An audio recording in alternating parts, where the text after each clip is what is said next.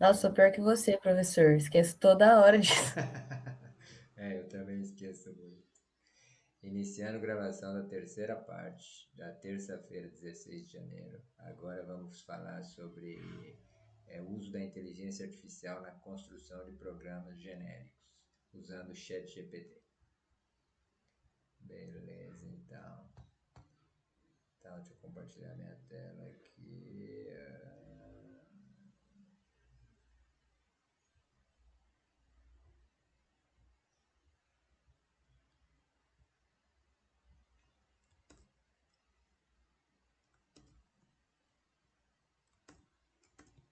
Então, beleza, a gente vê os fluxos lógicos aqui do HubSpot, né?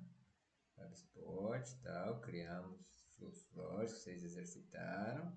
Agora vamos fazer uma coisa um pouco mais complexa.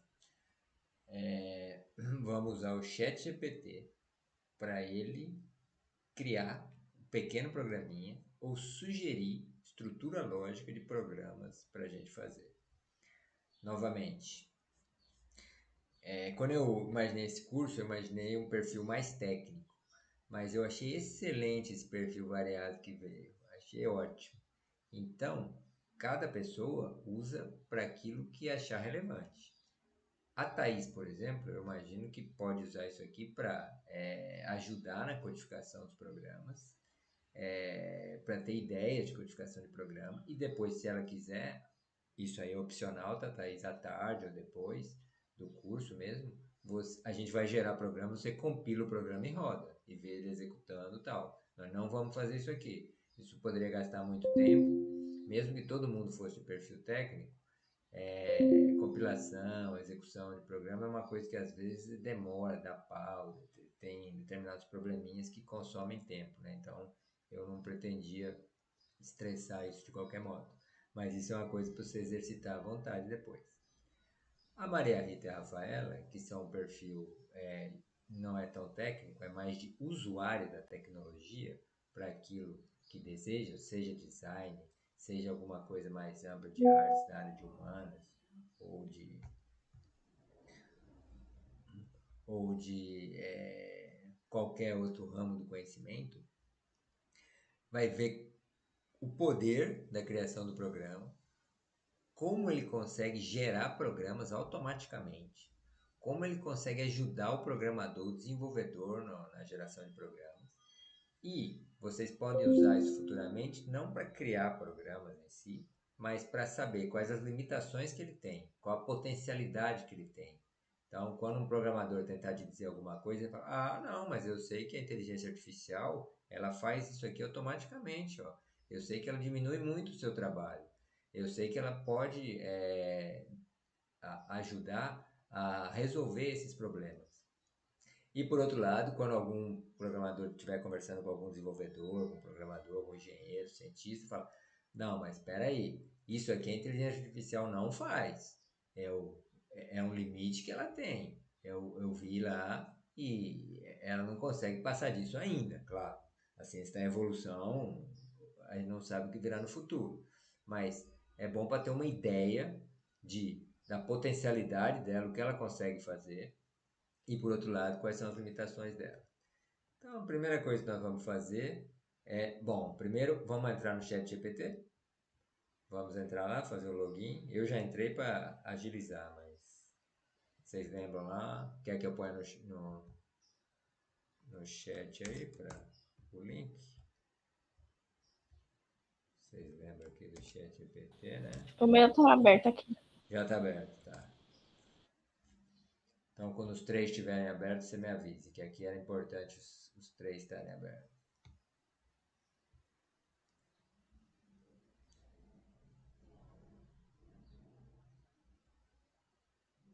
Na verdade, os três vão precisar estar abertos quando vocês forem criar, né? Então, agora que eu vou mostrar só o que foi criado, bom, ajuda a desenvolver programas é uma coisa muito útil para o desenvolvedor, para o programador, mesmo para o engenheiro de software, para o cientista da computação, para os mais variados perfis de profissionais que atuam na área de tecnologia.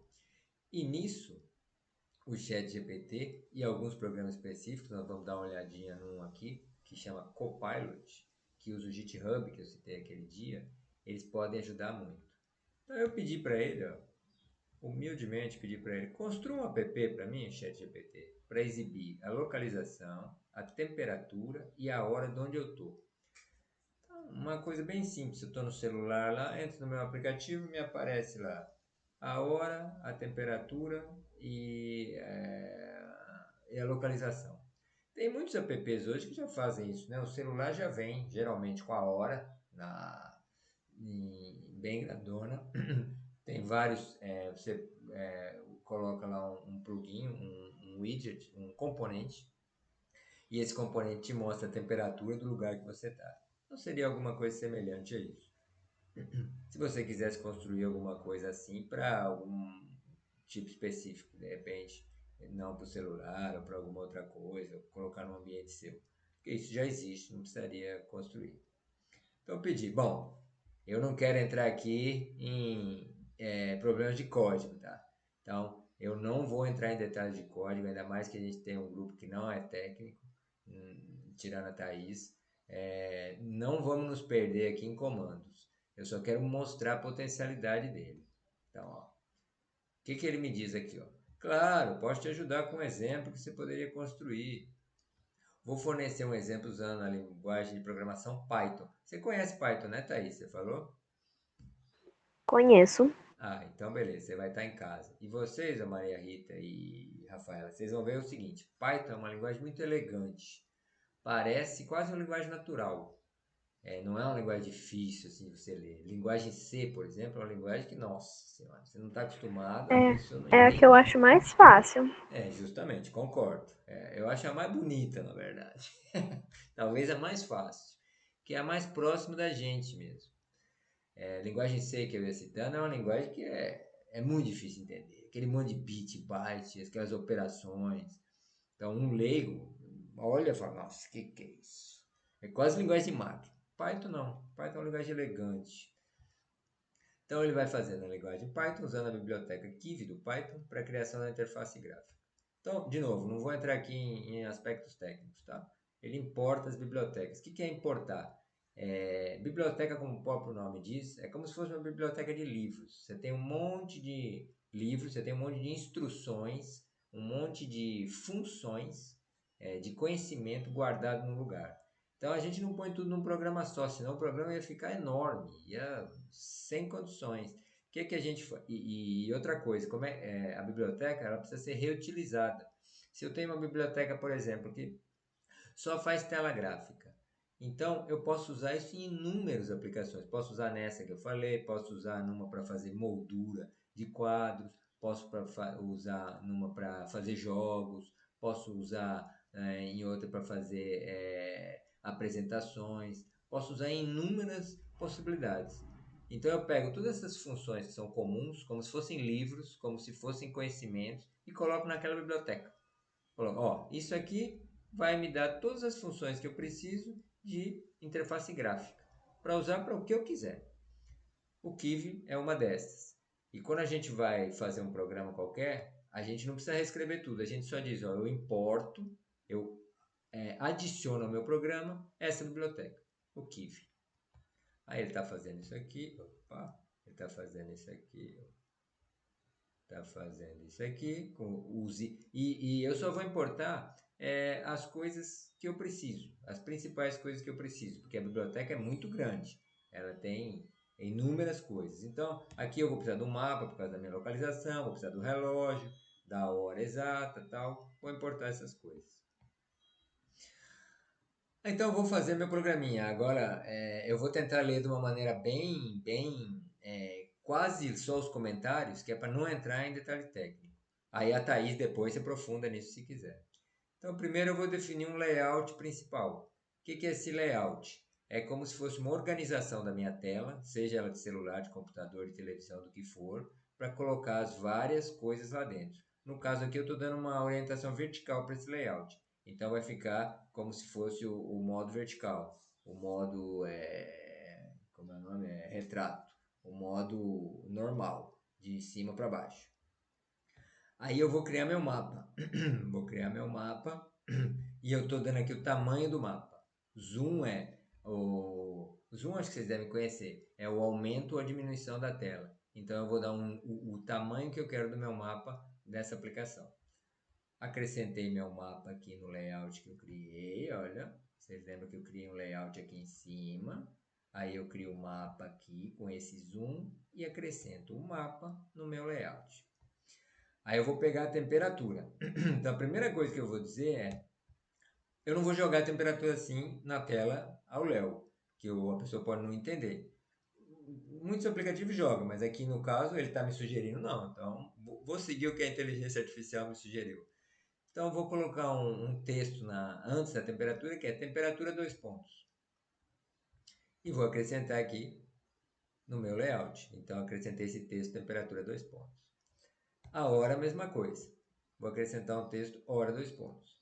E vou jogar aqui no meu layout, hora. Então, ficou uma tela que tem um mapa em cima, temperatura e hora embaixo.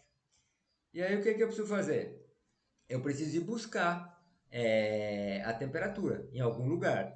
Então, do mesmo jeito que tem bibliotecas, que são como se fossem livros, são lugares que concentram funções, que concentram coisas que são feitas, que são úteis em vários lugares que a gente reutiliza, existem também serviços. Existem provedores de serviços na internet ou em sistemas internos que você chama, ó, eu chamo o serviço do tempo. Tempo, qual a temperatura em tal lugar? Aí ele me dá a temperatura em tal lugar, tal hora. Então, o que ele vai fazer aqui é chamar um serviço de temperatura passando aqui um parâmetro. Aí eu não vou entrar no mérito de que parâmetro é esse, mas passando alguma coisa que é relevante para esse serviço de temperatura. Para atualizar a temperatura. Mesma coisa com o tempo, para atualizar o tempo. Ele vai chamar um serviço que atualiza esse tempo. Assim, o parâmetro aqui, ó, que eu falei que não ia entrar no mérito, é cada segundo. Ó. Então, isso aqui quer dizer, cada um segundo eu vou atualizar a minha previsão do tempo e atualizar o meu relógio. Bom, esse relógio aqui é meio ruim, mas aqui é só um exemplo. Mas os relógios melhores, eles atualizam acho que 17, 18 vezes por segundo, para vocês verem como é violento o negócio. É a interrupção de relógio. É isso que ele faz. Bom, e vamos ver como é que é esse nosso serviço aqui de consulta ao tempo. Ó. Se vocês se lembram aqui, ó, update weather. Weather em inglês é clima, tempo, né? Então, como é que é o serviço aqui de atualização do tempo?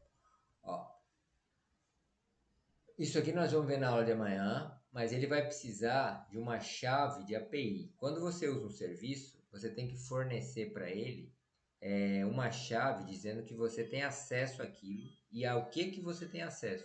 É um identificador, ó. É como se fosse o seu ticket. Eu vou entrar no cinema, então, ó, meu ticket é na primeira fila, cadeira 5. E ele me dá direito a um pacotinho de pipoca e uma Coca-Cola de bônus.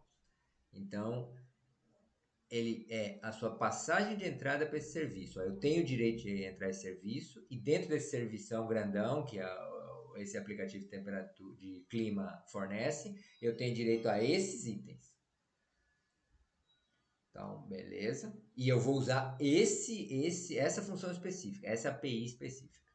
Aí ele vai me chamar, então, ó, depois vocês podem até testar. Aliás, vamos testar agora. O que isso aqui faz? Ó, eu vou chamar aqui a nossa API de tempo. Só que, claro, via internet a gente não chama como é de dentro de programa. Então eu vou chamar ela como se fosse pela internet, tá? Amanhã nós vamos ver melhor as APIs. Então, ó, esse é um portal. Esse é um portal que mostra o tempo e a temperatura nos mais variados lugares do mundo. O default dele, o padrão dele é Londres, provavelmente. Não sei se isso aqui ou é porque é o meridiano zero lá, ou é porque ele é sediado na Inglaterra. Mas você poderia escolher aqui uma outra cidade. Vamos escolher aqui, cadê Borborema? Borborema. temperatura agora em Borborema. Borborema, olha aqui, ó, dá 31 graus. Não, 33 graus em Borborema. E vai dar aqui a evolução prevista. Você mora na Casa Verde, né, Maria Rita? É isso? Sou Não, eu acho que que é moro na Rafael. Casa Verde. Ah, você que mora na Casa Verde, tá aí. Você mora onde, Maria Rita? Eu moro no Rio Pequeno. Rio Pequeno. É, Rio Pequeno, né? Que você usa a linha amarela. Só que eu acho que bairro aqui não tem. Vamos ver. Ah, acho que. É. É, bairro não tem. Então, São Paulo. São Paulo. Você não entende o acento, meu amigo? Tem que entender o acento. Ah, devia entender. São Paulo. Ixi, nem isso você entende. Pô, entendeu, Borborema? Vai ver que ele precisa de inglês, né? Sei lá. Bom, Salvador, Bahia. Se a gente fosse baiano. Aliás, espera aí, não é que ele não entende. Eu aqui não procurei. Como assim? Claro que ele vai entender São Paulo. São Paulo, Brasil. Nossa Senhora. Ah, observe uma coisa, olha. Quando ele traz São Paulo, pode ser que haja vários São Paulos no Brasil. Aliás, espera aí, ele trouxe a liberdade aqui? Espera aí. Vamos ver então se você conhece a Casa Verde. Casa Verde, é a nossa sim, Casa Verde, aposto pela temperatura e pela É, latitude, ó. Então tá dizendo que tá 28 graus, confere? 28 graus? sim, eu olhei aqui no. Ah, esqueci esse tempo meteorológico que já vem assim no solar. E aí tá marcando 28 graus. Então é isso aí, se bobear até do próprio Open Weather. E observe o seguinte, ó, ele traz aqui a latitude e a longitude. Latitude vocês lembram, né? É a distância para o Equador, é o paralelo em relação ao Equador. E longitude é a distância lá do meridiano de Greenwich. É o quanto ele está aqui para a esquerda, ou o quanto ele vem para o ocidente ou para o oriente. A latitude é quanto ele vai para o sul ou para o norte. Então, esses dois parâmetros são importantes para ele achar um ponto exato no globo. Uma vez que ele achou aquele ponto, ele consulta as bases de dados e tal. Então, aqui a Casa Verde, ó. Se a gente olhar aqui a Casa Verde, quem diria? Eu achei que ele não ia achar. Você vê que ele está bem otimizado hoje. Tem aí a temperatura da Casa Verde, a previsão, tá? Vamos ver o Rio Pequeno. Rio Pequeno. Se achou a Casa Verde, tem que achar o Rio Pequeno, amigo. Rio Pequeno, 29 graus. Confere, Mané? É, que eu não tô aí agora. Eu não tô no Não. Rio Pequeno. Ah, você tá. Como é que é? Ubatuba, é isso? É, isso, Ubatuba. Ubatuba. Não, Ubatuba ele vai achar. Uba-chuva, né? Não é isso? Isso, Ubatuba tá 30 graus, confere? vou ver, peraí. Vamos ver quanto que tá. E de novo, ó. Latitude e longitude. De novo. Ah, lá, isso aí mesmo. Que até já mudou para 31. Mas é mais ou menos isso aí que ele tá. Então, olha só. Quando a gente chamar aqui, ó, voltando ao nosso programa, a gente vai chamar uma API. API a gente não está na interface da internet, então a gente chama ele por dentro do programa. Nós vamos ver amanhã melhor isso, mas é Application Program Interface. É você chama de programa para programa e recebe a resposta no próprio programa. Ele vai chamar esse canal aqui que a gente viu, o Open Weather, via de dentro do programa, e ele vai passar como parâmetro, ó, a latitude. Lembra que nós vimos a latitude aqui, ó? Aqui em cima tinha latitude e tal.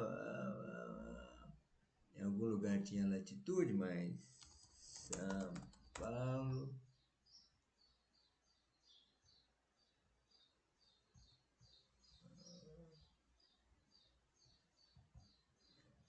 Não gostou de São Paulo minúsculo? São Paulo, olha lá, a latitude e a longitude.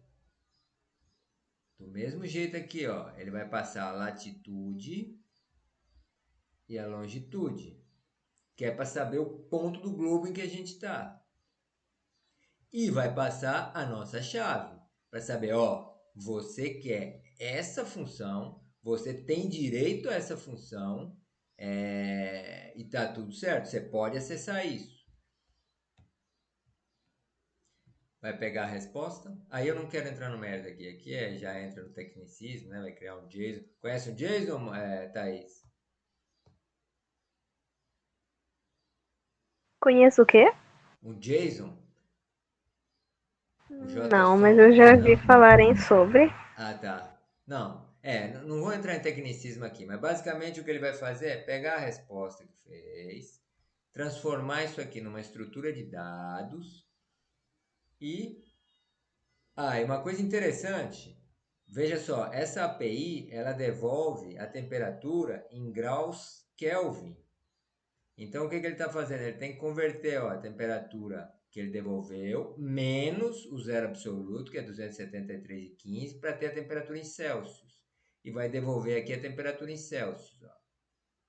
Então, botou aqui, o texto que eu vou exibir na temperatura vai ser temperatura 2 pontos, vocês lembram, né? Temperatura 2 pontos aqui em cima, e mais a temperatura que essa API me voltou, que esse programa me voltou, de acordo com a localização em que eu estou, que ele pegou para latitude e longitude, em Celsius, que ele converteu aqui tirando 273.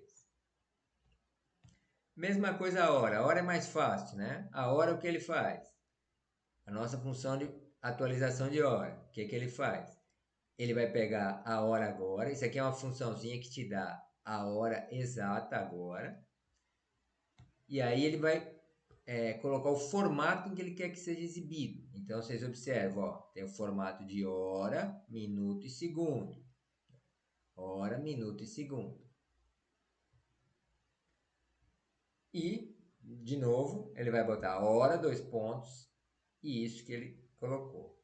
Como é que eu executo esse aplicativo? É simples. Não sei se vocês observaram, isso eu não mostrei na verdade. Ele chama, a gente definiu uma classe que chama location_app. A inteligência artificial sugeriu isso. Você vê que ela sugere até os nomes das classes para ficar mais fácil. Então ela achou, ó, você que é um cara que você quer saber a localização, hora e temperatura, no fundo são todos dados referentes à localização que você está. Então eu vou criar uma classe que eu vou chamar de localização, aplicativo de localização. E aí quando a gente for chamá-la, é só chamar location_app run. Classe, também não quero entrar no mérito disso aqui, ir para o tecnicismo, mas basicamente é um lugar em que a gente guarda todas as funções que a gente quer fazer, que a gente chama de métodos, todas as funções que a gente quer executar, e mais as informações que são relevantes a essa função. Por exemplo, no caso dessa classe aqui, a gente poderia ter a latitude e longitude. Ou a gente poderia calcular sempre baseado no GPS do celular ou do computador que você tiver. A gente poderia ter informações relevantes. Veja só, a inteligência artificial criou esse programa para mim. Eu não fiz nada, eu só pedi para ela. Vou de novo na minha pergunta.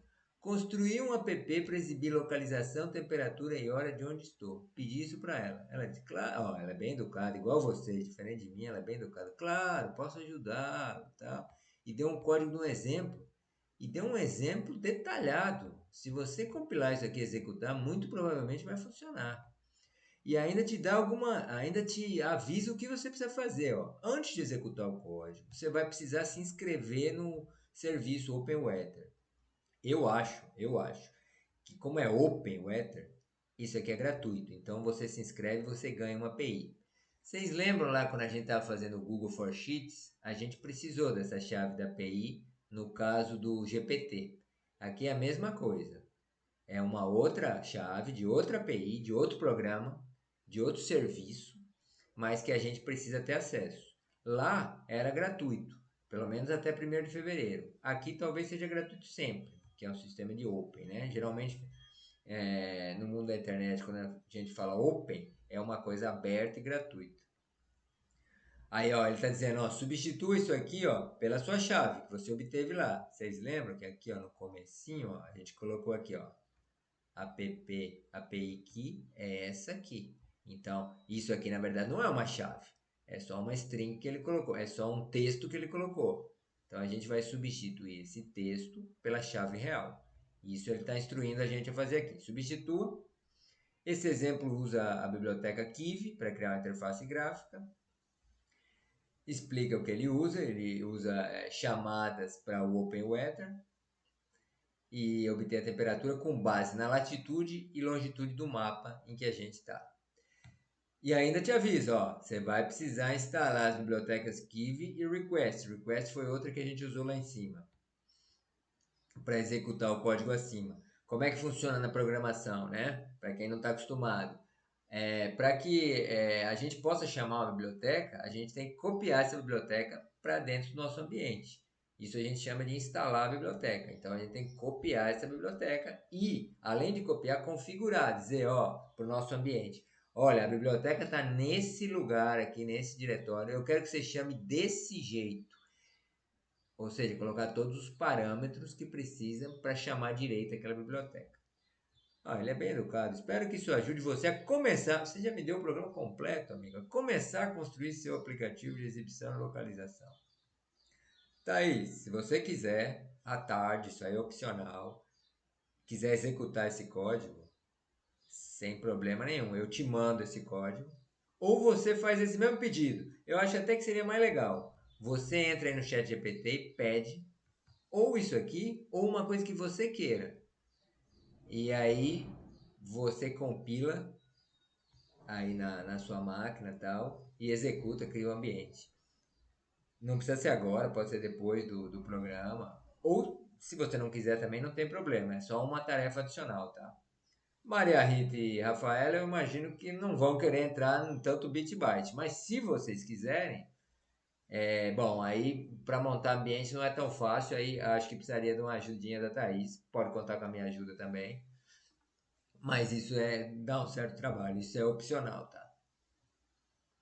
Por enquanto, eu tô tranquila, mas é legal ver como funciona. Sim, sem dúvida. E veja o poder da inteligência artificial, né? Ela me deu o programa completo, ó. Me deu o programa Sim, completo. Claro que esse é um programa simples, né? Mas, enfim. Bom, aí, beleza. Aí vamos fazer um programa um pouquinho mais complexo. Assim, só mostrar uma coisinha aqui, ia falar da eficiência do código. Veja como o código foi limpo, como a Thaís falou, falou que é a linguagem mais fácil. Ele é fácil de você entender. Mesmo uma pessoa que não entenda de computação, você vê que aqui você está criando um layout. Se aqui você está criando um mapa. Aqui você está criando um texto para exibir a temperatura. Mesmo uma pessoa que não entenda nada de programação fala: puxa, que legal, como é facinho, eu sei programar, pô, como é facinho. Mesma coisa na hora. Ele deu seu código comentado. Ele separou o código, separou diferentes tarefas e agrupou. Então, é bem simples, claro, esse programa, mas veja como ele usou práticas de programação, para a Thaís que conhece um pouquinho melhor, otimizadas. Ele fez uma programação limpa, agrupada, criou classes, fez a execução diferente da classe principal e ele fez chamadas para funções específicas. Então, ele não criou tudo junto, ele podia fazer uma maçaroca aqui, não. Ele criou uma classe para temperatura, uma classe para o relógio, para atualização do relógio. Ele segmentou direitinho, né? Uma classe não, né? Criou métodos, né? Então ele criou métodos para a atualização da temperatura e métodos para a atualização do relógio. Ele separou coisas comuns em lugares diferentes. Se eu amanhã eu estou desenvolvendo, precisar chamar essa atualização de relógio de outro lugar, eu consigo. Eu consigo chamar de outro aplicativo lá, da minha TV. Se eu estivesse fazendo a TV, eu consigo chamar só esse trechinho aqui, ó. Só esse trechinho. Mesma coisa, se eu estou fazendo na minha geladeira, tem a temperatura. Bom, não sei se esse vai ser a temperatura da geladeira, mas tem a temperatura da minha casa. Até para eu saber como que eu devo regular a geladeira. Se está muito quente ou muito frio. Então, se ele exibe isso no display da minha geladeira, no visor, então eu poderia usar essa função aqui, ó. Então, fez um código limpo, segmentado, encapsulado, né? Ou seja, tudo que é da temperatura está aqui dentro. Eu não preciso saber nada disso aqui fora. A única coisa que eu preciso é chamar ela adequadamente. Mesma coisa do relógio. Tudo que é referente ao relógio está aqui dentro. Não preciso saber nada fora. Então, ele usou práticas boas, práticas recomendadas de programação.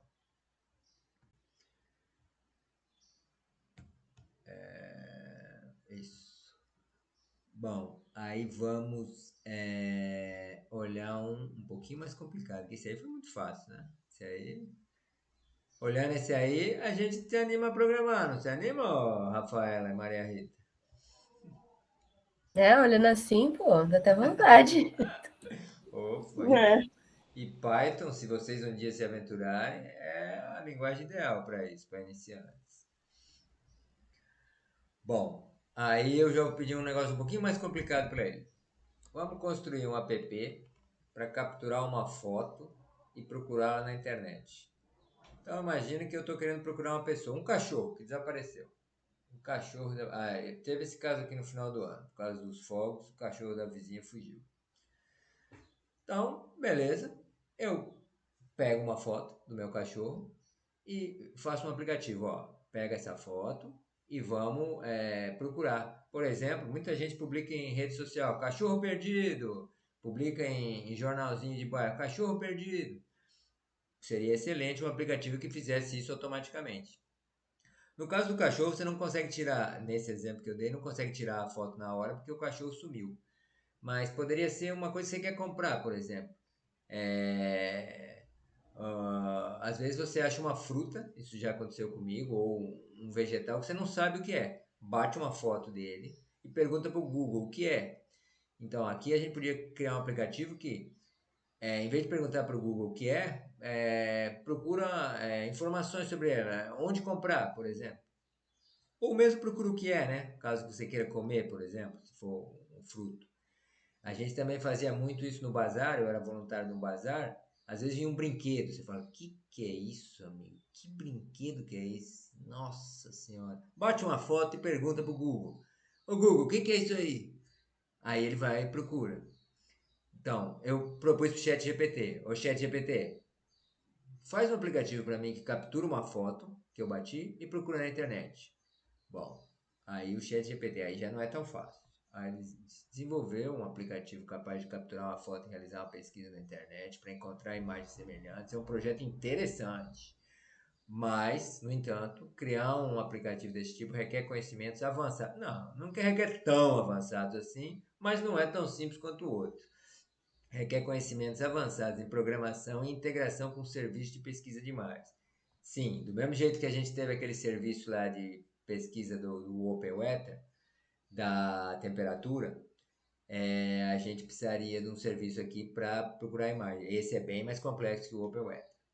Então, o que ele vai fazer? Em vez de ele te ensinar, em vez de ele te dar o código, que seria bem complexo, ele vai te ensinar os passos. Quais são?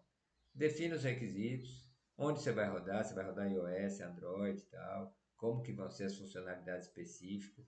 Por exemplo, você vai fazer pesquisa em diferentes mecanismos de busca, como é que você vai exibir os resultados e quais recursos adicionais você vai ter.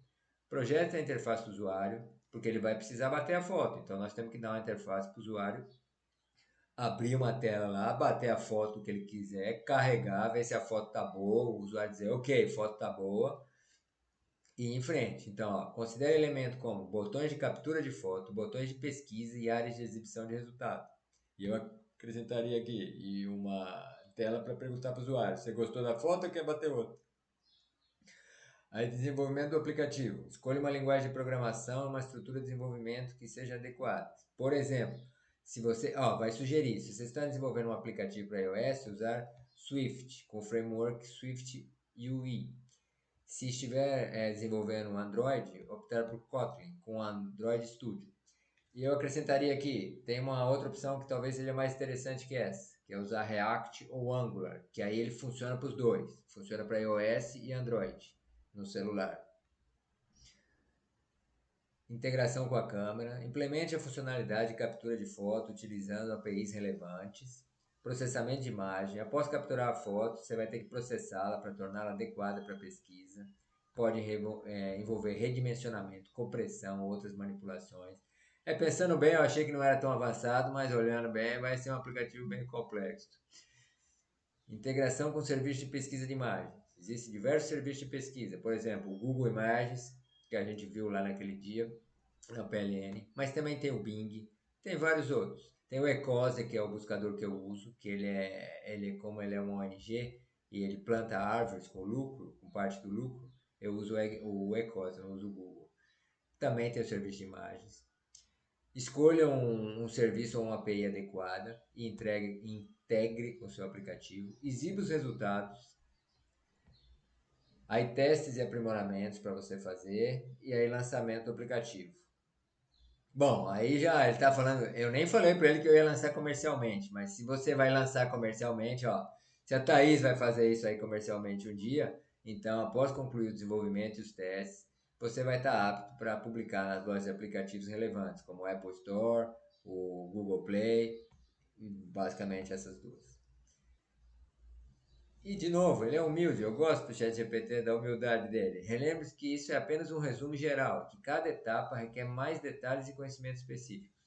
É recomendável estudar mais sobre desenvolvimento de aplicações móveis e as APIs do serviço de pesquisa e imagens escolhidos. Perfeito. Vocês viram como? Ó, ele deu 9 passos, sendo que o nono é mais pós, né? Então, ele deu 8 passos para te ajudar a saber como que você faz o desenvolvimento de aplicações e para te ajudar a estruturar a aplicação. E um desenvolvedor, seguindo isso aqui, primeiro, ajuda a sistematizar ele racionalmente. Porque muitas vezes quando você vai desenvolver um software, você faz meio intuitivamente, faz meio confuso, sem planejamento. Com isso aqui, te ajuda a guiar, a você não esquecer de nada, ver as várias possibilidades, já ter uma ideia de todos os impactos que você vai ter, portanto você consegue estimar melhor os recursos que você vai precisar, as pessoas que você vai precisar, porque pode não ser uma pessoa só a fazer isso, pode ser uma equipe. Então, qual o perfil da equipe? Vou precisar de uma pessoa que conheça aquela linguagem de programação, outra que sabe fazer design, como a Maria Rita, que conhece a linguagem, como a Thaís, a outra que talvez saiba fazer uma comunicação com os usuários, como a Rafaela, sabe? Em forma de empática. Então, quais perfis que eu vou precisar nessa equipe? Então, isso aqui vai te ajudar muito. Quais recursos? Vou precisar de tantos computadores, vou precisar assinar licença, vou precisar assinar essas licenças aqui de API com um buscador, será? Vou precisar fazer um convênio. Outra coisa que você consegue estimar melhor aqui é os prazos. Tá, e quanto tempo vai demorar isso? Então eu divido aqui, olha, isso aqui tem uma complexidade tal, então isso aqui tanto tempo, isso aqui mais tanto, e assim por diante. Te dá um bom início para você sistematizar seu projeto. Naquela ideia lá do brainstorming, né? Ou de dar ideias, isso aqui vai além. Isso te detalha um projeto de desenvolvimento. Aí uma outra sugestão minha aqui para ele. Crie um app que busque o preço de um produto informado num raio de distância do meu local. Eu estou aqui, eu queria comprar goiabada. Então eu queria saber qual o preço da goiabada aqui, para ir comprar o mais barato. Ou o melhor, dependendo, né? Na realidade, talvez fosse mais interessante fazer o seguinte: você especifica o tipo de goiabada que você quer e aí, dado aquele requisito, a qualidade da goiabada, você vê onde é mais barato.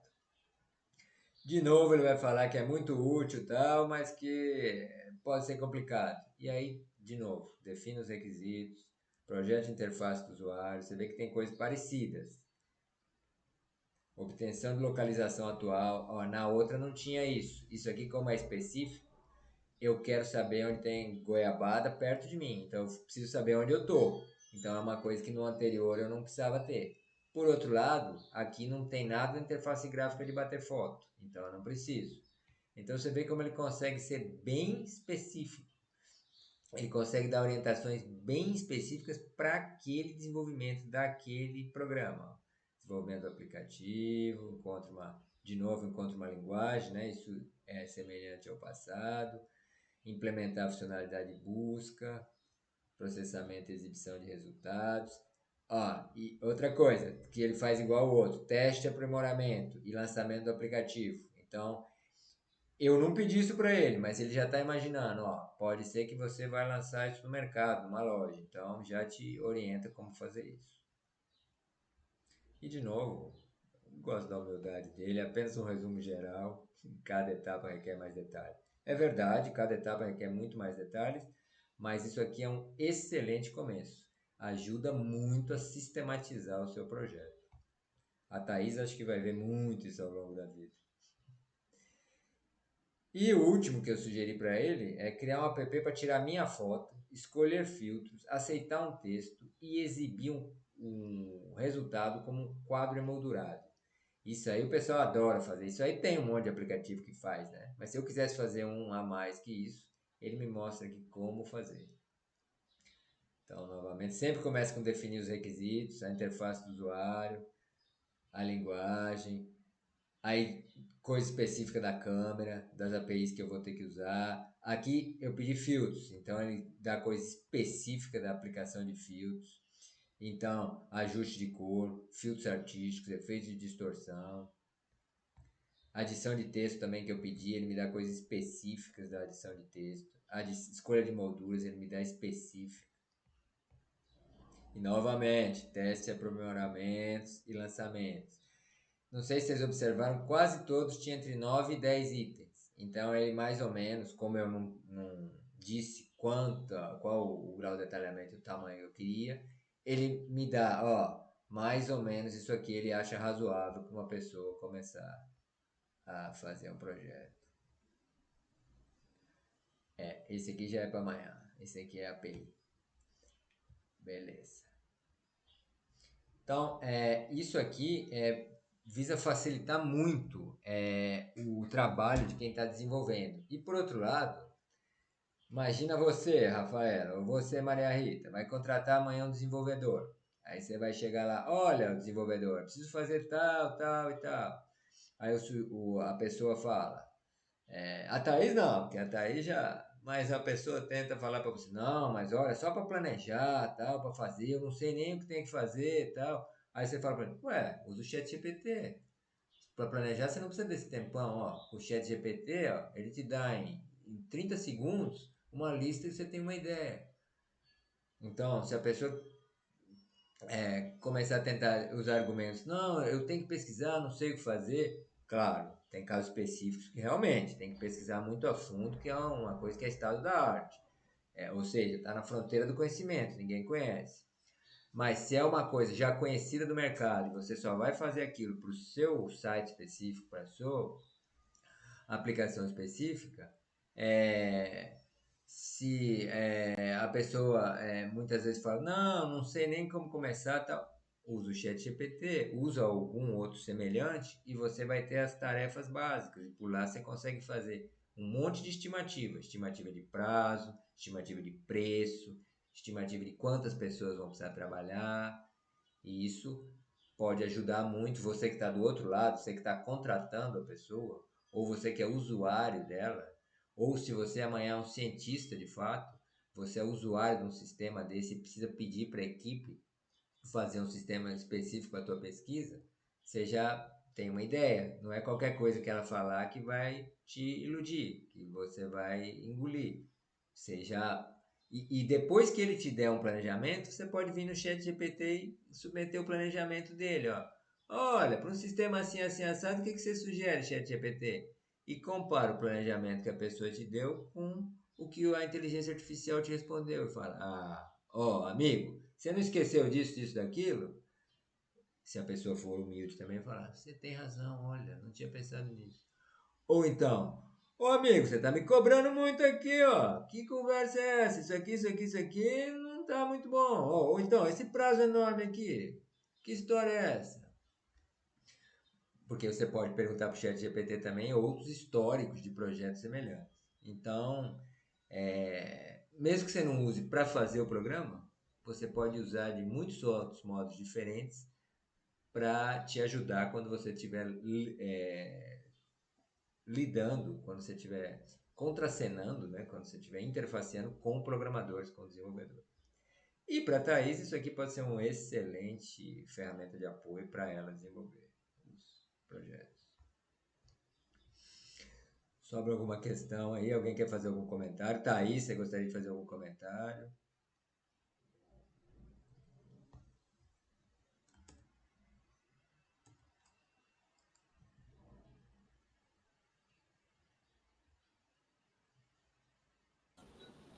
Bom, pra mim foi o que eu tinha dito, né? Eu acho que eu não chegaria a fazer isso, mas aí, por exemplo, se algum familiar meu precisar, já é uma coisa que eu posso indicar e até, tipo, ajudar, pelo menos minimamente, pra pessoa conseguir desenvolver. E é muito fácil, né?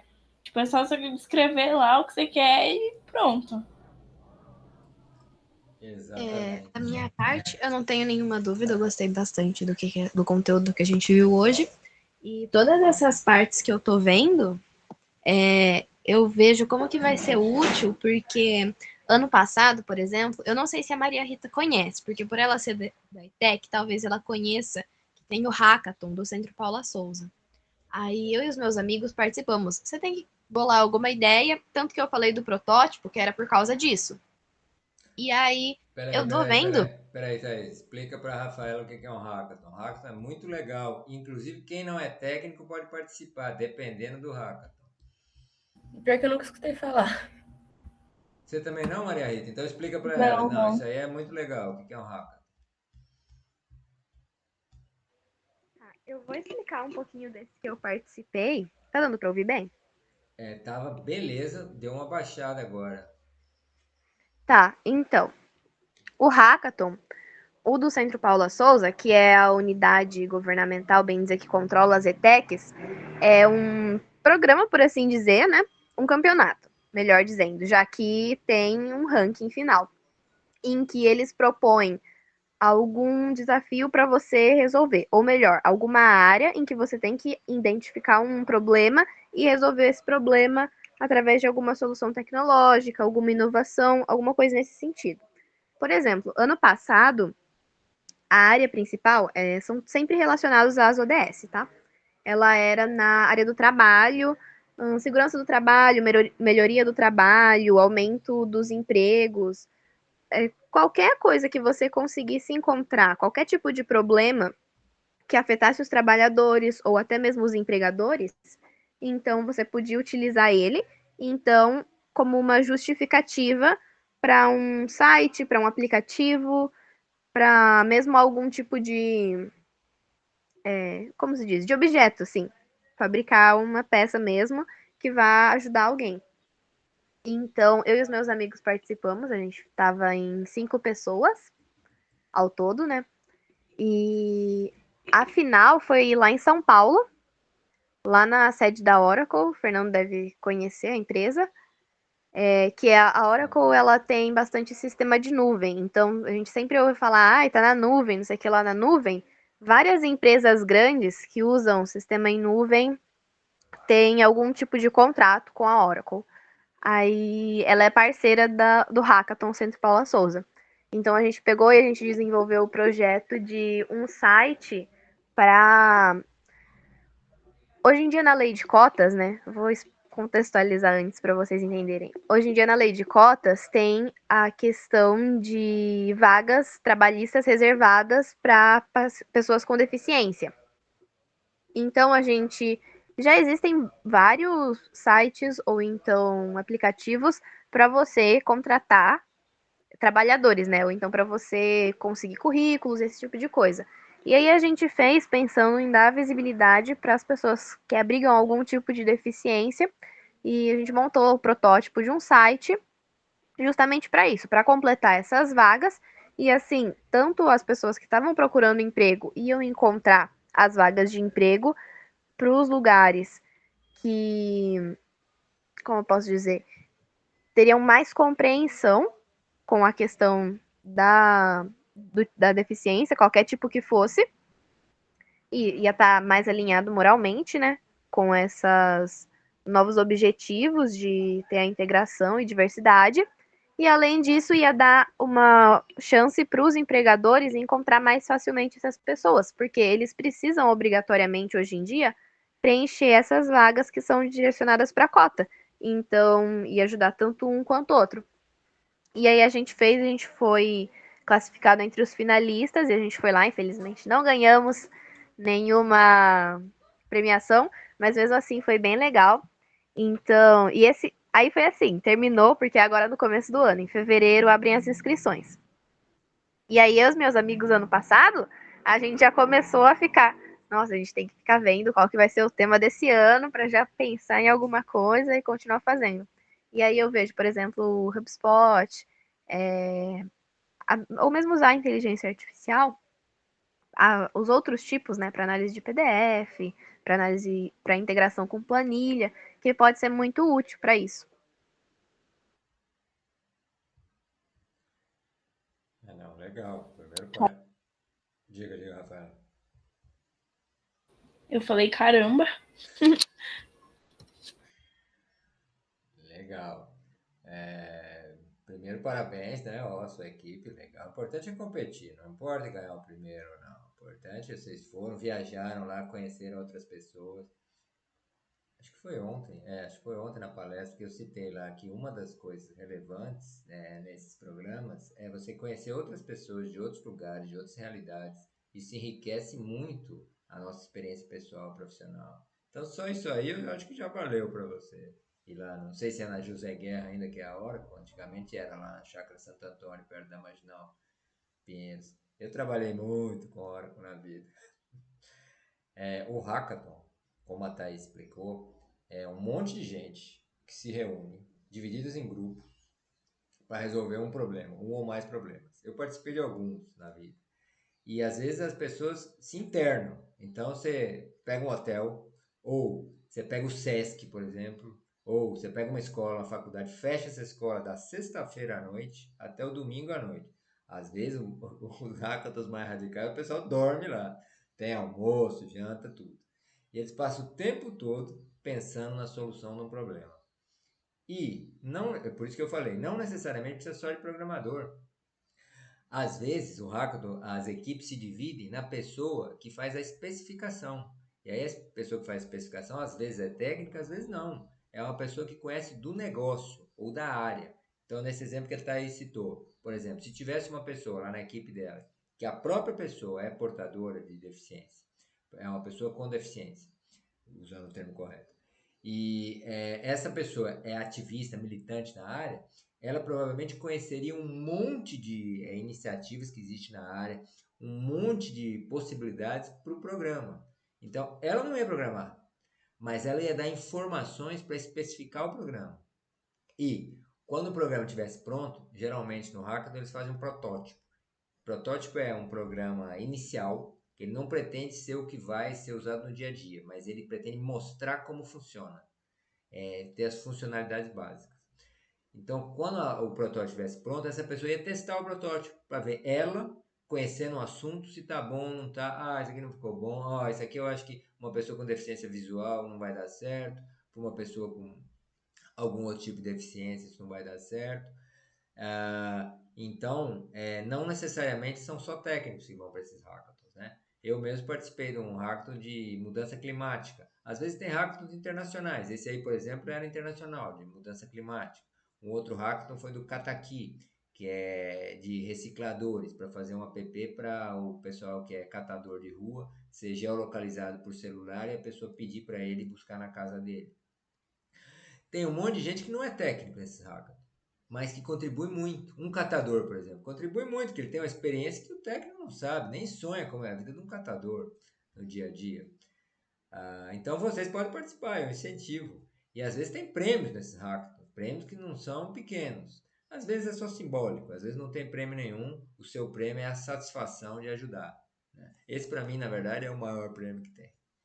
E você vai conhecer outras pessoas, de outros lugares, outras cidades, se for internacional, outros países, às vezes outras culturas, né? Você gostou da experiência lá em São Paulo, Thaís? Do relacionamento com as pessoas Olha, lá? eu gostei bastante. Inclusive, lá, só para exemplificar assim, né, como que é importante essa questão de conhecer novas pessoas, lá a gente conheceu uma das coordenadoras do Centro Paula Souza, que tinha ido, né, participar do evento. E aí ela ficou conversando com a gente sobre o Campus Party, não sei se você conhece, Fernando, mas é bem famoso, né? Que para as outras duas meninas é uma semana assim, uma semana não, alguns dias, nem sempre chega a ser uma semana, em que assim, reúne gente do Brasil inteiro e às vezes até de fora para mostrar projetos, para vender produtos até, e é da tecnologia, tudo relacionado com tecnologia. Enfim, é muito grande, é muita coisa. E aí essa coordenadora, ela convidou a gente para ir e ia disponibilizar, né? Ia dar os ingressos pra gente. Só que aconteceu que a gente não conseguiu ir, porque já tinha compromisso e foi avisado, tipo, 4 dias Ah, antes, então tava muito em cima da hora. que pena. Mas mesmo assim, foi, gente, foi ótimo, foi muito legal ter ido lá, ainda mais ter visto os outros participantes do Hackathon, porque tinha bastante gente, viu? Legal. Ó, o Campus Party que ela falou, isso é muito famoso. Nesse aí o pessoal acampa mesmo. Fernando, tá. O microfone tá desativado. Ah, obrigado.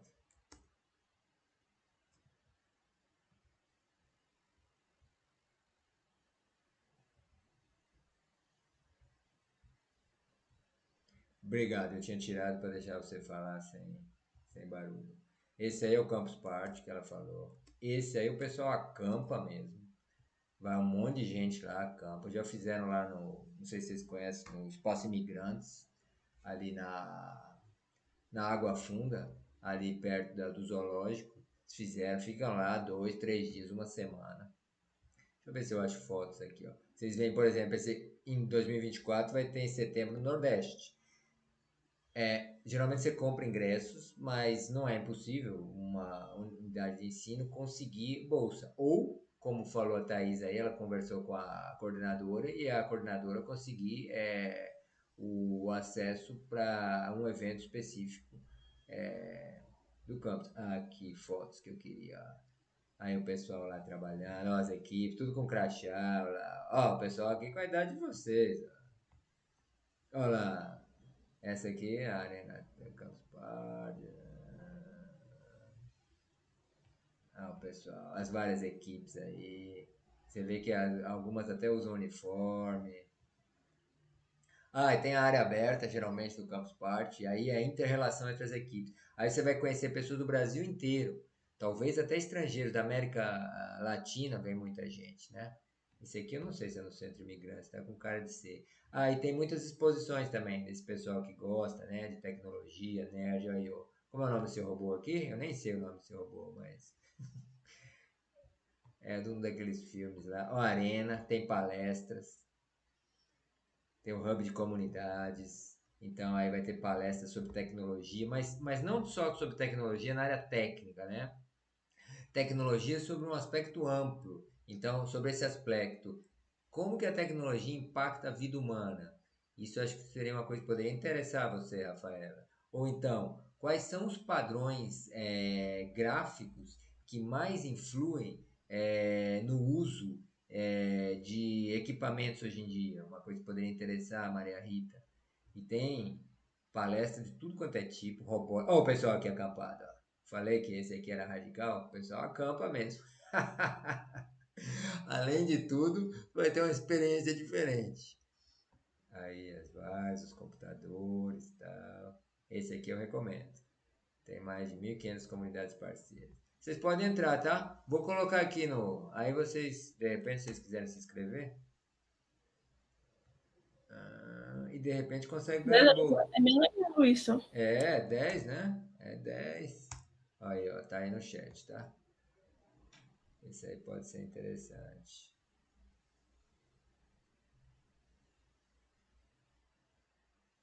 Aí vocês se divertem à vontade. Depois eu subo lá no Classroom também, esse material complementar. Então,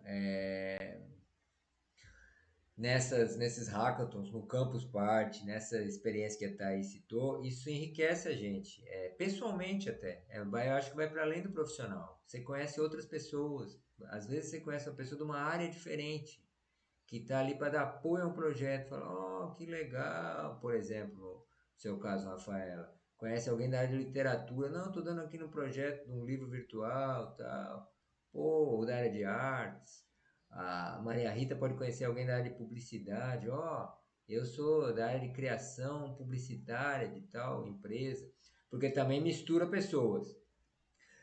Tem uns que é específico para pessoas que estão na escola secundária e tal, mas tem uns que misturam um monte de gente. Que eu participei, tinha gente muito jovem.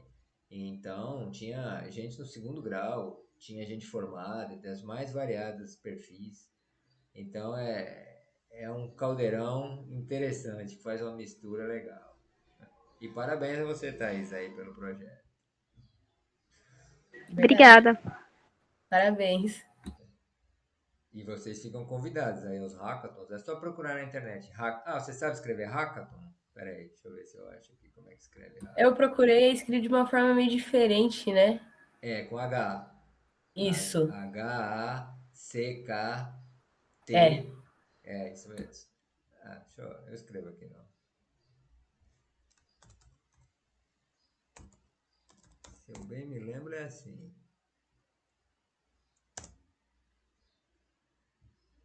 Deixa eu ver se eu não escrevi errado, para não dar a informação errada.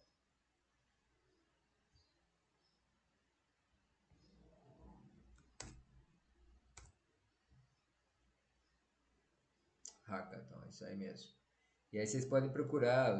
Tem até o Hackathon Brasil, esse aqui eu nem conhecia, Hackathon Brasil. Então aí provavelmente você vai ter todos os hackathons que tem. Tem os que são participação gratuita, tem os que você ganha prêmio. Pode procurar perto do lugar onde você está. É uma experiência interessante, eu recomendo. Vou apagar o nosso Open aqui.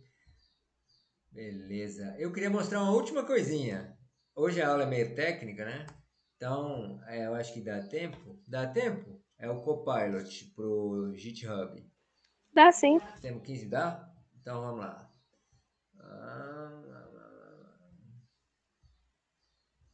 Aqui.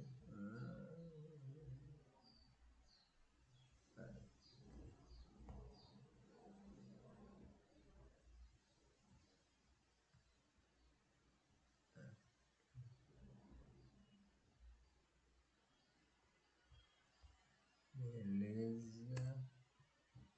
Compartilhar minha tela então.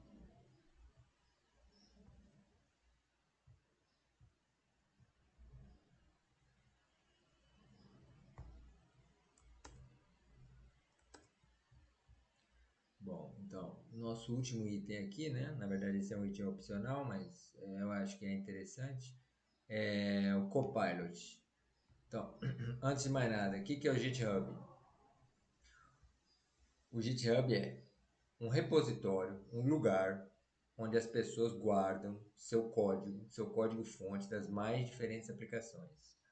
A ampla maioria deles é código de domínio público, código aberto. Significa que qualquer pessoa pode contribuir num projeto. Você pode contribuir como voluntário, ou você pode contribuir, dependendo, se não for código aberto, se for um negócio restrito, você pode contribuir até fazendo um projeto para uma empresa. Então o GitHub ele é esse repositório onde você guarda código. E ele é um controlador de versões, né? Ele surgiu como um controlador de versões, o Git. Porque um problema crítico que existe em desenvolvimento de software é o seguinte: eu faço um programinha, aí amanhã alguém me pede uma alteração, eu vou lá e altero. O de ontem se perdeu, se eu não guardei. Aí alguém pede mais uma alteração. Aí, sem querer, eu boto um erro nele. Falo, ai, meu Deus. Aí, vamos voltar à versão anterior? Cadê? Eu não tenho. Ou então, eu faço 5, 6 alterações. Aí a pessoa fala, não, olha, o que tinha na primeira versão é que eu prefiro. Eu queria voltar ao que era. E cadê? Então, criou-se ao longo do tempo gerenciadores de versão, que é que vão guardando as várias versões do que você faz. Se algum dia, em algum momento, você quiser voltar no tempo, você consegue, porque tem todo o histórico das versões lá. Mas não é o histórico descritivo, é o programa inteiro. Então, se você quiser, olha, me volta para 2 anos atrás, está lá o programa inteiro naquela situação. Você consegue baixar no seu computador, recompilar, claro, tem que configurar todo o ambiente e tal, mas em princípio está ali o software, você consegue recolocá-lo no ar como ele era 2 anos atrás. Bom, o Git, aí o controlador de versão é isso. O GitHub ele expandiu isso, então ele foi para além do controlador de versões. Ele virou um local em que a comunidade coloca seus programas para compartilhar, para colaboração, para cocriação. Quem quiser ajudar no projeto, ajuda. Aí ele evoluiu, ele permitiu também que, se você quiser colocar algo ali restrito, que seja só para o seu grupo, só para a tua empresa, para o que for, você faz e você usa ele como um ambiente colaborativo de desenvolvimento de sistemas, de desenvolvimento de aplicações. Muito bem. Então, ele tem todo um ambiente em que te assessora no desenvolvimento. Aí nada mais natural quando surgiram as aplicações de inteligência artificial generativa, principalmente, para ajudar os desenvolvedores de software, que ele criasse um aplicativozinho para integrar isso no ambiente dele. Então ele criou o Copilot, GitHub Copilot. Bom, aqui está em inglês, mas eu vou tentar mostrar o principal. Então ele fala mais embativo, tal, é só um ponto de iniciativa, tal. Mostra como é que a produtividade do desenvolvedor aumenta com isso. Aí vai dar alguns exemplos. Como é que eu posso usar para pull request? O que é uma pull request? Alguém publicou lá no GitHub, olha, eu tenho esse problema aqui, alguém me ajuda a resolver? Aí um desenvolvedor lá da comunidade vai, eu tenho a solução, então eu vou colocar a solução. Isso é um pull request, eu vou colocar uma solução para uma requisição que alguém fez de uma funcionalidade. E aí, uma coisa em que a inteligência artificial ajuda é gerar automaticamente trechos que você pode colocar no seu pull request, que você pode acrescentar para a pessoa saber do que se trata aquilo, onde se insere, como usar. E fazer isso mais rapidamente. Melhorando e dando sugestões de melhoria do seu código, como a gente viu lá na frente. Então o sujeito fez uma implementação, beleza, olha, eu te sugiro leves alterações aqui, ali, acolá, para melhorar essa implementação.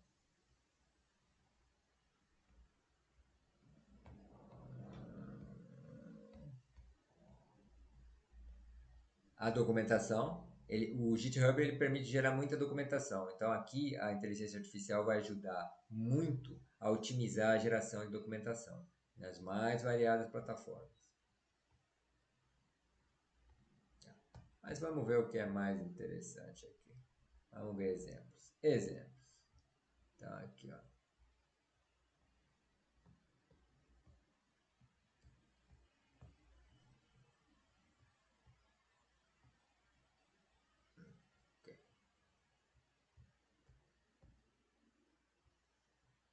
Por exemplo, eu estou criando aqui, eu sou a Mona Lisa. Ela tá querendo testar alguma função. Então ela me pede, quais as unidades de teste para essa função? Na programação, às vezes, a gente cria blocos pequenininhos, que são funções. E essas funções fazem coisas específicas, como aquele exemplo que nós mostramos lá. Essa função aqui só vai buscar a hora. Essa função aqui só vai buscar a temperatura para uma dada latitude e uma dada longitude. Então eu queria testar se isso funciona. Com o tempo evoluiu-se e criou-se programas que fazem o teste, que ele permite que você faça o teste automaticamente. Pois é, a inteligência artificial te permite. Então, eu só peço para ela, escreva a unidade de teste. E ele faz um testador para mim. Porque aquele meu programa lá da hora poderia ter um erro. Eu poderia estar formatando errado, por exemplo. Poderia não estar pegando os segundos. Eu poderia ter invertido o segundo com o minuto. Aquele programa é muito simples, né? Então, a pessoa errar ali é difícil, mas é uma possibilidade em programas muito mais complexos. Por exemplo, no programinha da temperatura, eu poderia ter invertido o modo como eu chamo latitude e longitude. E aí ele vai pegar totalmente errado. Imaginou você inverter isso? Você chamou um cara no Brasil, latitude para cá e longitude para cá, né? Então a latitude a longitude é para cá de Greenwich e a latitude é para baixo do Equador, se for, por exemplo, Borborema, que foi o exemplo que nós pegamos. Se a gente inverter os dois, talvez vá dar um lugar onde? Na Rússia, talvez? No Canadá? Ou lá na China? Então, é um erro grosseiro. Então, escrevendo unidades de teste, a gente testa isso antes de qualquer coisa, antes de isso ir para o mercado, antes de disponibilizar o aplicativo final. E isso facilita muito, ó. Eu faço isso automaticamente. Eu crio as unidades de teste aqui, automaticamente, sem precisar eu mesmo escrever nenhum código. Ele escreveu para mim automaticamente para testar o programa que eu fiz, seja num pull request, né? Seja numa funcionalidade que eu estou resolvendo, ou seja num programa novo que eu estou criando. Esse é um exemplo, claro. Outro exemplo.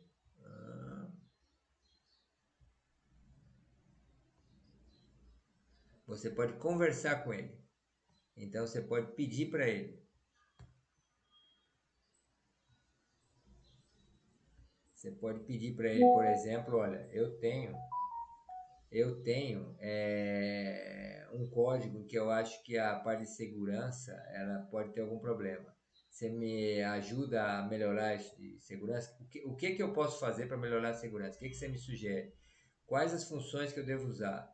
Qual estratégia que eu devo usar? Esse é um exemplo. Outra coisa, você pode ter sugestões para programação geradas na hora. Olha aqui, por exemplo, ele está sugerindo um botão. Como é que eu crio um botão? Como é que eu crio? Ele está sugerindo um negócio bem simples, mas poderia sugerir algo mais complexo. Então, está me sugerindo criar um botão desse tipo, no clique, botar esse texto, tal, com essa funcionalidade. O documento que ele cria específico para mim, do jeito que eu quiser. Por exemplo, aqui eu quero atualizar o meu código para incluir credenciais. Credenciais são as informações que você precisa para se logar em algum site. Por exemplo, vocês fornecem aí usuário, senha, às vezes fornece algum dado, assim, a foto, né? Um dado biométrico. Tem alguns sites que tem certificado que você tem que fornecer. Então, ele tá. Como é que eu atualizo o meu código para incluir essas informações? Ou para incluir como é que eu verifico, ou para incluir a própria informação para eu ter acesso ao serviço. E ele gera automaticamente isso para você. O pull request que a gente viu, né? Então alguém pediu alguma coisa, ó, alguém pediu e ele gera automaticamente para você. Ó, isso aqui faz isso, isso mexe nessa função, mexe nessa outra, com esse tipo de comportamento. Foi isso que eu resolvi lá, o problema que você me pediu. Ele faz isso automaticamente. Poupa muito trabalho do desenvolvedor. Para a Thaís que está acostumada a desenvolver, imagino que ela perceba.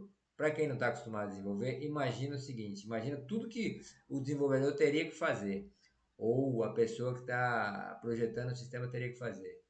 E ele está automatizando boa parte disso.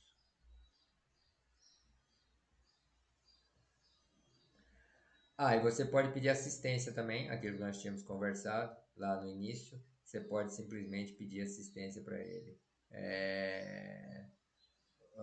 Se você precisar em algum ambiente. Por exemplo, o Visual Studio é um ambiente que se usa de programação. Então, ele te fornece assistência com o uso desse ambiente. Aí ele está dizendo o que virá em breve, né? A versão para celulares virá em breve. Então, ele vai ter um assistente para codificação em celulares. Bom, aqui aí já vai dar os preços. Então, essa é uma ferramenta que pode ajudar muitos desenvolvedores,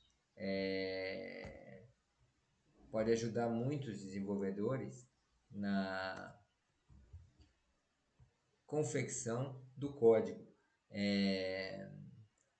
tornando as coisas mais fáceis de fazer, mais confiáveis e em menos tempo. Porque a tarefa que é braçal ou a tarefa que requer muito trabalho repetitivo, muito trabalho que você consegue gerar baseado em base de conhecimentos, baseado em experiências passadas, ele pode fazer automaticamente para você e só vai restar a você o que a gente conversou lá no início, sempre com discernimento, fazer uma revisão e ver, isso aqui se aplica, se aplica, se aplica, se aplica, isso aqui não, opa, ou essa instrução que ele deu aqui não é a melhor possível. Mas, se num código de 1.000, 2.000, 2.000 itens, ele te resolver no de 1.000, se ele te resolver 800, já te ajudou 80% do trabalho. Então, isso vai reduzir tempo, isso vai reduzir prazo de entrega, isso vai aumentar a qualidade, vai aumentar a confiabilidade, porque você não escreveu manualmente. E lembra da ideia de ele se realimenta. Ele se realimenta com as experiências dos códigos bem-sucedidos, dos programas bem-sucedidos pela comunidade. Então, ele se realimentando cada vez mais, ele vai te dar sugestões de coisas que funcionem melhor, que funcionem mais rápido, e a um custo não em dinheiro também, mas custo em termos de quantidade de memória que você precisa, quantidade de processador que você precisa, quantidade de recursos que você precisa, menor. Isso aí é algo que eu acho que para quem vai desenvolver pode ajudar bastante. Para quem não vai desenvolver, é só saber que existe. Sabe que existe. Se alguém um dia falar, olha, eu estou com dificuldade, tem que fazer muita coisa manual. Amigo, você conhece o Copilot? Dá uma olhada lá. Às vezes a pessoa não conhece. Dá uma olhada lá no Copilot. E de repente você pode ajudar o seu parceiro, o seu fornecedor, ou quem quer que seja, a gerar para você um produto mais rápido, melhor, com melhores condições. Para você acaba te ajudando também, porque você vai ter um resultado final melhor para você. Bom, isso aí é muito mais para a área da Thaís, então vou perguntar para ela. O que você acha, Thaís? Gostei bastante de saber. E vai realmente ser muito útil. Eu acredito que já tem bastante gente usando, principalmente por tá saindo novas versões, significa que tem muita gente trabalhando nisso e que realmente tem um público para essa ferramenta ser utilizada. E realmente ajuda muito com os trabalhos, porque tempo é uma coisa que nem todo mundo tem bastante e que principalmente que os clientes não querem ficar despendendo tempo esperando as coisas. Isso vale para qualquer tipo de negócio, para qualquer coisa que vende. Então, é muito útil, né? E aí, outra, se você tem uma máquina que vai fazer o trabalho mais grosseiro e mais cansativo, você pode usar, em vez de ter que trabalhar já desgastado por ter feito todas as coisas, você vai trabalhar com muito mais atenção nas partes importantes que a máquina não consegue fazer para você. Você falou de uma maneira excelente e você me deu uma indicação justamente para falar um negócio importante. Concordo. Você vai poupar teu tempo na coisa que é mais cansativa, que a máquina faz para você, e você vai ter tempo, por exemplo, se você estiver desenvolvendo um projeto no site, para ter mais reuniões com a Maria Rita, para vocês definirem o que é importante no site. O que você acha que vai fazer o usuário ter maior engajamento nesse site? Aí vocês conversam lá e tal, e deixa a máquina fazer o bração. Ou então, quando você estiver fazendo um projeto com a Rafaela, o que você acha, Rafaela, que vai atrair mais do ponto de vista artístico ou literário, o usuário, para o aplicativo que a gente tem? Discute o principal do negócio e deixa o braçal para a máquina. É isso aí. Bom, hoje, ou meio-dia, certinho, hein? Tá mutado, professor. Desculpa. É. Meio-dia. Obrigado, Maria Rita. Meio-dia, certinho hoje. Alguém tem alguma questão que queira levantar da aula, alguma dúvida? Ah, não, só feedback positivo, achei muito legal. Vou apresentar esses programas para os meus amigos que fazem TI, vai ser de grande ajuda para eles. Para mim também no futuro, né? Quem sabe? É isso. Ótima aula. Só agradecer. Eu sugiro a vocês explorarem o Hackathon. Se vocês gostaram, eu acho que isso aí isso independe de área. Tem Hackathon para todas as áreas. Desculpa, Rafaela, você ia falar, eu te atropelei. Não, tudo bem. Eu só ia concordar com a Maria Rita. Eu não sou muito dessa área, né? Vocês já sabem bem. Mas eu acho muito interessante saber dessas coisas porque amplia a visão, né? E aí, como eu falei, eu posso mandar para os meus amigos, para as outras pessoas e pessoas que vão, tipo, ficar aliviadas tendo essas ferramentas, né? É verdade, ajuda bastante. É só uma coisa que o Copilot hoje ele não tem versão gratuita. Pode ser que ele venha a ter no futuro. Então, mas se a pessoa trabalha numa empresa, para a empresa o preço é irrisório dado o que ela ganha com ele. E de novo eu convido vocês a informação que a Thaís deu foi excelente. Hackathon é uma coisa legal. E Hackathon não é só TI. Hackathon é qualquer área. Então é uma coisa que pode ampliar muito os horizontes de vocês. Tanto no conhecimento científico até, como no relacionamento. Conhecer pessoas dos mais diferentes perfis. E para você sobrou alguma dúvida, Thaís? Alguma questão que você queira levantar? Não, nenhuma dúvida. Muito obrigada pela aula, por todos os conhecimentos, as explicações. Eu gostei bastante. Beleza, então. Bom, eu acho que a Rafaela não vai querer fazer isso, acho que a Maria Rita também não. Se quiserem, fiquem à vontade. Thaís, se você quiser pegar aquele programinha lá e compilar no seu ambiente aí, divirta-se, é a atividade opcional, né? Se o curso fosse presencial, a gente faria isso como atividade regular. Como não é, então ele ficou como opcional, você pode montar o ambiente aí, qualquer dificuldade, entre em contato comigo, tá bom? Se você quiser o código exato que eu fiz lá, eu te passo. Se não, o que eu acho que seria mais interessante era você fazer a pergunta para o ChatGPT. Ele te dá o código, aí vai estar no que você próprio pediu. E aí, divirta-se na compilação. Amanhã a gente se encontra às 8 de novo, então? Sim. Isso aí. Isso aí. Então, Isso. amanhã a gente vai falar de APIs, né? API, hoje a gente viu um pouquinho, é um sistema que chama o outro. E amanhã a gente vai fazer uma atividade prática bem interessante, se tudo der certo, com inteligência artificial. Vocês vão ver, vocês mesmos vão fazer isso. Não se preocupe, não tem que mexer com nada complicado de programação. Vocês vão mexer num programinha lá que chama uma máquina de inteligência artificial para categorizar a avaliação que os usuários fazem de restaurante, viagem, o que for. Então, até amanhã. Muito obrigado pela presença. Até amanhã. Beleza. Obrigada pela Obrigada, até aula. amanhã.